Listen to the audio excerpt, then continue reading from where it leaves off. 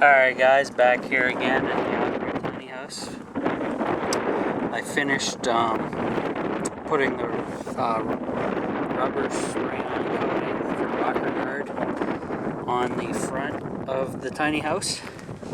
I gave it a good drenching and even shot some up inside where I could, like this area. So that's all the rust and crap that came out of there.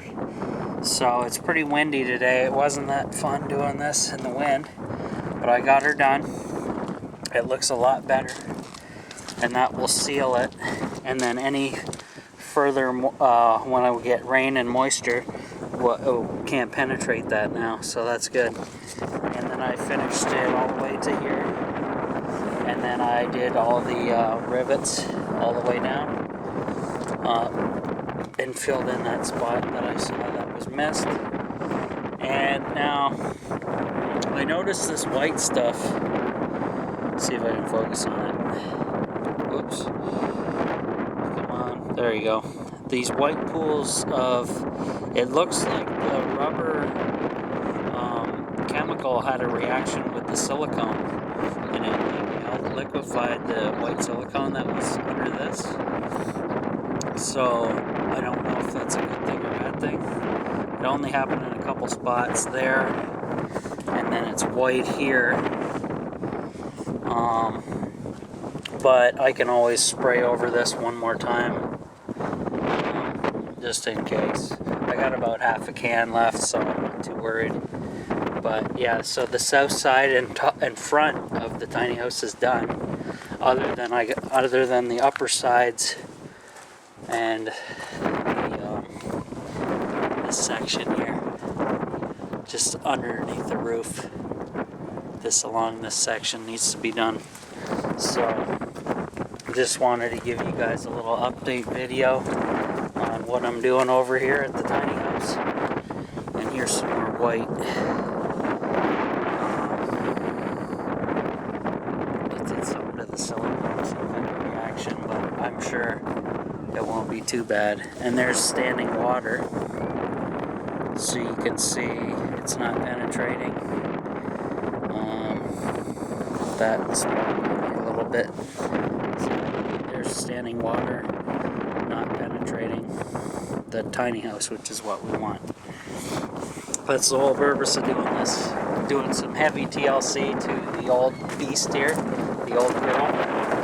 She's taking off the surface rust, sealing it up to date, getting rid of all the old crap silicone, and that's what I just did. So work in progress. So for now, guys, I think we're good. Now the next part will be doing these guys all the way up to the top, sealing that, and then of course four sides of the tiny house to do, and then that upper part. And the upper part's going to be the worst because I'll be up and down a ladder all day long trying to do that, which will suck, but that's the way it goes. These won't be bad because they're straight shots up and down. So one ladder set up for that, and I just go down the steps and go from there. Grind it first though, and it won't be too bad. But these ones are pretty rough, as you can tell. They need a good scrubbing and sealing. So, and I might even seal this part here for the hell of it, whatever this seam is. Oh yeah, it is a metal seam, so I'm going to seal that as well. And there is silicone here, but I may leave that and just go over it because that's pretty finely pressed in there.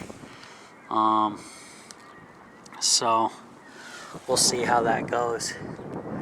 But yeah, this will be a problem area. I know that it's going to be. See that there's a hole there. That rivet is totally missing, and I actually found that when I was sealing the roof with the rubber guard for the first time, or the rocker guard.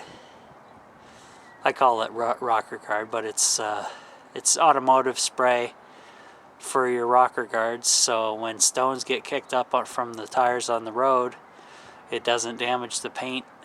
It's kind of a replacement instead of paint.